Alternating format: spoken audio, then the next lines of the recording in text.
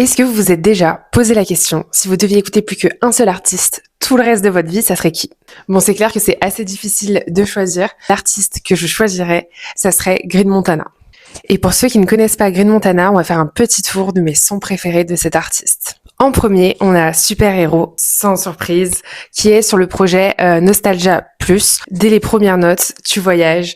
Il y a une instru un peu hypnotique et un flow assez posé qui est vraiment chouette. Et je trouve ce son assez cinématographique. Je pense qu'il fait partie des sons que je préfère de Green Montana. J'ai déjà qui sont faites, mais moi je fonctionne pas instinct, souvent différent en simple, c'était un... En deuxième musique, on a Rêve Magique. Bon, elle, pour le coup, c'est vraiment ma préférée. Je pense que c'est une de mes musiques préférées de manière générale, même. Baby, viens prendre nos tel au pif, le temps de pli, je tape ses grosses fesses, la te charge kill.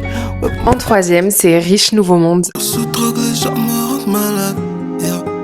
Clock 40 le soir quand je me balade. Il y a un peu de profondeur, mais il dit aussi les termes, quoi. Il veut parler d'argent, il parle d'argent. Il veut parler d'ambition, il parle d'ambition, et c'est ça que j'aime bien aussi avec Green Montana.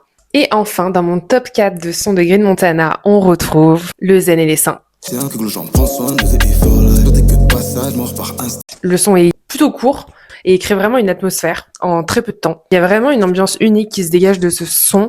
Et pour résumer, pourquoi j'ai choisi Green Montana? Déjà, je trouve que chaque morceau a sa propre identité et sa propre ambiance. Je trouve que ce qui est hyper appréciable chez Green Montana, c'est ses textes qui peuvent autant parler d'ambition que d'introspection et de sujets un peu plus profonds. J'ai aussi remarqué que c'est un artiste qui met la mélancolie au cœur de ses sons. Il y a beaucoup de musique qui parle de la mélancolie.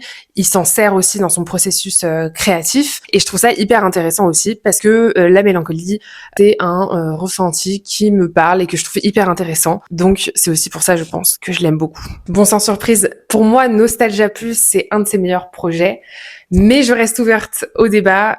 En tout cas, si je devais écouter qu'un seul artiste tout le reste de ma vie, ça serait Green Montana.